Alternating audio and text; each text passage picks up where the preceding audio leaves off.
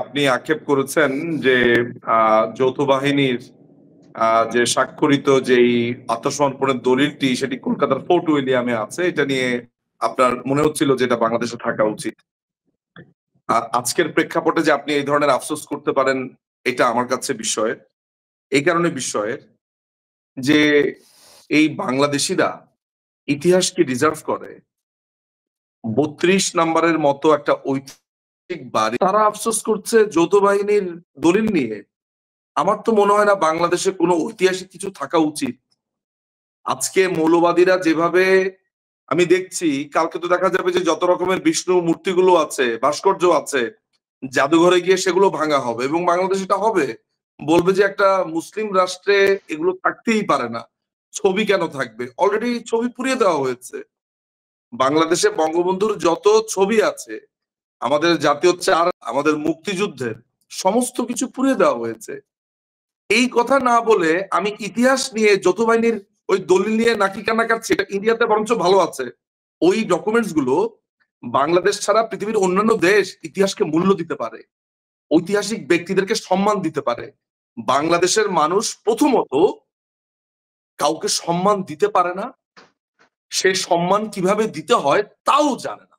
কোন রকমের মানে এই যে ভব্যতা, সভ্যতা, একটা আস্ত অশিক্ষিত মূর্খ, একটা কথা মাথায় রাখবেন, মৌলবাদ এবং মূর্খ এটার একটা ডেডলি কম্বিনেশন বাংলাদেশে। আপনি আপনার এই যে শো যে চলছে, আমি একটা প্রমাণ দেই, এই শোর মন্তব্যগুলো পড়েন তো আপনি। মালু, মালাউন, ভারতের মাথায় মুতি, ভারতের মাথায় এই করি, এগুলো হচ্ছে বাংলাদেশি মানুষের ভাষা, এগুলো হচ্ছে বাংলাদেশের মানুষের ভাষা। এই এই দেশকে, এই দেশটি আপনি কি চিন্তা করেন? আপনি খালি কমেন্ট গুলো দেখেন। ঢাকায় আপনার প্রকৌশল বিশ্ববিদ্যালয়ের মতো, যেখানে কথিত হিজবুত তাহরীর এখন ভরে গেছে, বলা হয় যে এখানে মেধাবীরা পড়ে, কুয়েট, চুয়েট, এরকম একটা শিক্ষা প্রতিষ্ঠানে ভারতের পতাকাকে রাখা হয়েছে, মানুষ যাতে সেটা পদদলিত করে যেতে পারে। অসভ্যতার চূড়ান্ত করেছে। সেই বাংলাদেশের মানুষ আবার ন্যায্য হিস্সা চায়, সেই বাংলাদেশের মানুষ আবার ন্যায্য অধিকার চায়। শুধুমাত্র ভারতকে নিয়ে না, কিন্তু শুধুমাত্র ভারতকে নিয়ে না, মানে বাংলাদেশিদের শুধু ইউটিউবে আর ফেসবুকে কমেন্ট করলে, কমেন্ট গুলো দেখলে বুঝবেন যে সারা পৃথিবীর মানুষ ওদের শত্রু। একটা ক্রিকেট খেলা হোক, শ্রীলঙ্কার সাথে লেগে বসেছে, একটা ক্রিকেট খেলা হোক নেপালের সাথে লেগে বসেছে, একটা ক্রিকেট খেলা হোক মালদ্বীপের সাথে লেগে বসেছে। অদ্ভুত, মানে একটা বাংলাদেশ। এবং সবচেয়ে বড় ব্যাপার হচ্ছে এই যে আপনি আলোচনা করছিলেন যে বাংলাদেশের দিকে নাকি ভারত অস্ত্র ত্যাগ করে আছে, এই ত্যাগ করে আছে, এই যে সেলফ, এটাকে কি বলে, একটা খুব ভালো ইংরেজি শব্দ আছে, নার্সিসিজম। বাংলাদেশের ধারণা সারা পৃথিবী তার দিকে তাকিয়ে আছে, অথচ একটা ভয়ঙ্কর অগুরুত্বপূর্ণ একটা রাষ্ট্র, যার সারা পৃথিবীতে একটা কাঁঠালের বিচির মতো তার আসলে অস্তিত্ব না, তার ধারণা হচ্ছে সারা পৃথিবী তার দিকে খুবই অ্যাটেনশন দিয়ে আছে, ভারত তার দিকে তাক করে আছে। ভারত যদি চায়, মানে সরি টু সে, ভারত যদি চায়, মানে বাস্তবতার আগে বোঝেন, আধা ঘন্টা লাগবে না বাংলাদেশ দখল করতে। নিজের অকাত, একটা শব্দ আছে অকাত, আগে নিজের অকাত বোঝেন, নিজের যে হ্যাসিয়াত, এইটা আগে বোঝা উচিত বাংলাদেশের। আমি দেশ, আমার দেশ। বাংলাদেশ, ইংল্যান্ডে যাওয়ার আগে জানতাম সুগলা সুজলা শস্যশ্যামলা নাকি বাংলাদেশ। ইংল্যান্ডে গিয়ে দেখি পুরো দেশটা সবুজে ভরা, আর বাংলাদেশ হচ্ছে পুরো গাছপালা সব বালুতে ভরা। এই দেশটা হচ্ছে একটা প্রপার একটা মানসিক রোগীর নার্সিসিস্ট একটা দেশ।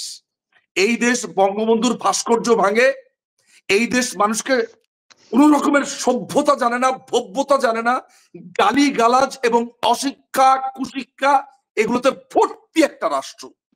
এইটা একটা কমপ্লিট ব্যানানা রিপাবলিক। এখানে খুব সামান্য মানুষ পড়াশোনা করেছে, এখানে খুব সামান্য মানুষ শিল্প ও সংস্কৃতির চর্চা করে, এখানে খুব সামান্য মানুষ বই পড়ে, সরি, এখানে খুব সামান্য মানুষ পরিশীলিত। এই মানুষগুলো এখন সমাজের লুকায়িত আছে, তারা লুকিয়ে আছে। আর যাদেরকে আপনি দেখছেন মৌলবাদ, সারাক্ষণ খালি আপনি বলছেন যে ইন্ডিয়ার সাথে এই সেন্টিমেন্ট? কিসের সেন্টিমেন্ট? ইন্ডিয়া কি করেছে?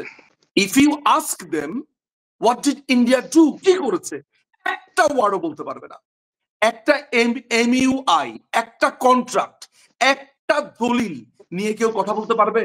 মানে বাংলাদেশের ধারণা হচ্ছে, বাংলাদেশের ধারণা হচ্ছে, শোনেন আমি আপনাকে শেষ কথা বলে দেই, এইটা যদি ইন্ডিয়া যদি একটা না, আপা শোনেন, আপা একটু শেষ করি। আপনি আমার দেশ সম্পর্কেই তো বলছেন, আপনারও না না দেশ আমার সম্পর্কে দেশ বলছেন এবং সম্পর্কে, অনেক আমার কষ্টে দেশ না, কথাগুলি বলছেন, এটা আমার দেশ সেগুলো না, আমি বুঝতে পারছি। না না এটা আমার দেশ না, শুনে আমারও চোখে পানি চলে আসছে, যে আমি বিশ্বাস করতে চাই না আমি একটা কথা বলি, যে এটা বাংলাদেশ আমার আমার দেশ। রাষ্ট্র না। Let me finish please. Bangladesh আমার রাষ্ট্র না, এই দেশে আমি জন্মাই নাই। হ্যাঁ, বাংলাদেশ আজকে যদি ইন্ডিয়ার জায়গাতে সৌদি আরব থাকতো, তাহলে সারাদিন লাত্তি উষ্টা দিলেও ওকে পা ধরে রাখতো। একটাই সমস্যা, ইন্ডিয়ার অধিকাংশ মানুষ হিন্দু, এই হচ্ছে মূল সমস্যা। একটা ধর্মান্ধ, একটা মৌলবাদী, একটা আস্ত অশিক্ষিত মূর্খের, অধিকাংশ মূর্খ এই শত্রুতা করছে, নাথিং এলস। যারা পড়াশোনা জানে, যারা শিক্ষিত, তারা আজ স্তীমিত হয়ে আছে, তাদেরকে আজ দমিয়ে রাখা হয়েছে, কমপ্লিটলি মৌলবাদীরা দখল করে নিয়েছে। আপনি এটা বিশ্বাস করেন আর না করেন, এটাই আমার দেশ, এটাই আমার দেশের অবস্থা। আর আমার সারাক্ষণ মনে হয় যে আমাকে মনে হয় পৃথিবী অনেক দাম দিচ্ছে, আমেরিকা মনে হয় এই করেছে, ভারত আমাকে নিয়ে যাবে। আরে ভারত যদি আপনাকে নিয়ে দিতে চায়, আপনার 10 মিনিট লাগবে, 3টা রাফেল পাঠা দিলেই তো হয়ে যাবে। বলেন কি আপনি? আপনি আপনার শক্তি বুঝে কথা বলবেন না? আন্তর্দেশ খালি বলতেই থাকি। ভারতের সাথে আমার শত্রুতা সম্পর্ক হবে কেন? ভারতের সাথে দুটো আলাদা রাষ্ট্র, আমার অধিকার আমি প্রতিষ্ঠা করব সম্মানের সাথে, তাকে আমি সবকিছু দিয়েও দিব না, আমার এই সম্মানটা বজায় রাখি। আপনি ইন্ডিয়াকে, অধিকাংশ বাঙালি ডাকে রেন্ডিয়া। Y Y? আপনি আপনি আপনি আপনি ইউটিউবে দেখেন, ইন্ডিয়ার পতাকাকে আপনার পদদলিত করতে হবে কেন? আপনি একদিকে ইন্ডিয়াকে গালি দিচ্ছেন, আবার আপনি অমিত শাহের সাথে গিয়ে মিটিং করছেন, আবার ইন্ডিয়ার হেল্প আপনার প্রয়োজন। আমরা জানি না যে শফিক সাহেব লন্ডনে কেন গেছেন, কার সাথে দেখা করতে গেছেন? আমরা জানি না দিল্লিতে কে গেছে, আমি তো তখন দিল্লিতে ছিলাম। আপনার ধারণা মানে আমরা এগুলো জানি না? সব খবরই তো আসে আমার কাছে বা আমাদের কাছে, কে কোথায় কার সাথে কথা বলছে। হ্যাঁ, আমির খসরু মাহমুদ অমিত শাহের পা ধরে আসার পরে ইন্ডিয়ার বিরোধী কথা বলছে, আর কে ইন্ডিয়াতে কার সাথে দেখা করতে গেছে, সিঙ্গাপুরে কার সাথে দেখা করতে গেছে, আপনার ধারণা এসব তথ্য আমাদের নেই, আছে জাস্ট রাজনীতির জন্য। সরি আমাকে এইভাবে বলতে হলো, কিন্তু বাঙালির প্রয়োজন ঠিক এরকম শব্দ। তার এই নার্সিসিজমে আঘাত করতে হবে। সারাক্ষণ নিজের চেহারা দেখা, সারাক্ষণ নিজের মনে করা যে আমি হচ্ছে একটা গুরুত্বপূর্ণ রাষ্ট্র। No, you are not a গুরুত্বপূর্ণ রাষ্ট্র। আপনি একটা ক্ষুদ্র কাঁঠালের বিচি, যতটুকু আছে ঠিক ততটুকু সুখী থাকেন।